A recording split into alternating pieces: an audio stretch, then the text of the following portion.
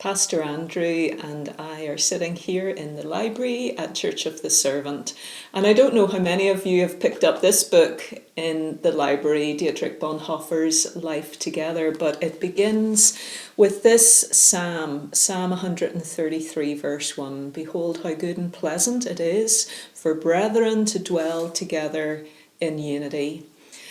And I don't know about you, but certainly through this pandemic, it's raised lots of questions to do with unity, community, Christian community. And for me personally, I think I've noticed that these communal ties in church, but also in society, have grown very thin.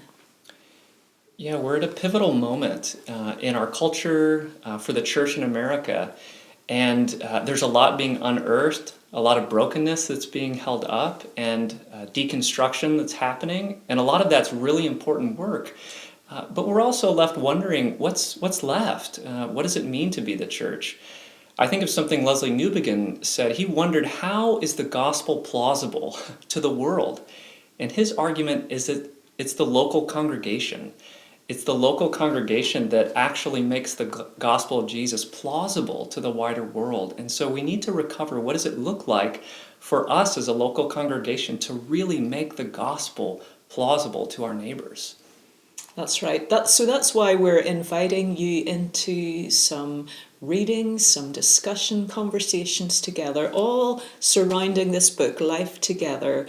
All throughout Lent, we'll take a chapter of this book per week. You'll hear it being talked about in our sermon series.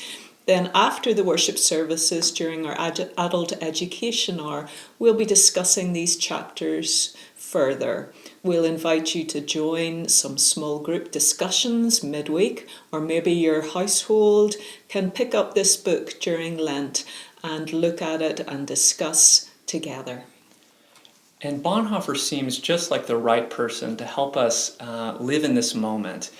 He knew what it was to live out faithfulness in a cultural upheaval. In the midst of Nazi Germany, he was speaking truth to power. He was talking publicly about what it means to be the Church of Jesus Christ. He started an underground seminary, which was eventually shut down by the Gestapo. But after that, after the students were scattered and the teachers were scattered, he wrote this book, Life Together, to really focus on what does it look like to be the body of Christ in a world that needs the good news of Jesus. So we hope this book will be just the right thing for us in this moment as a congregation.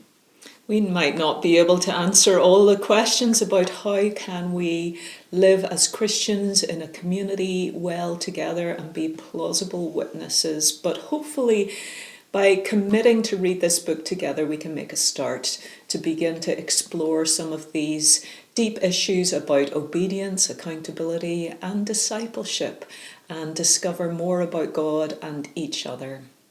Sadly, Bonhoeffer, as you probably know, he died. He was in a concentration camp at Flossenburg, and in 1945 he was executed. But in 1953, pastors unveiled a tablet with the simple inscription, Dietrich Bonhoeffer, a witness of Jesus Christ among his brethren.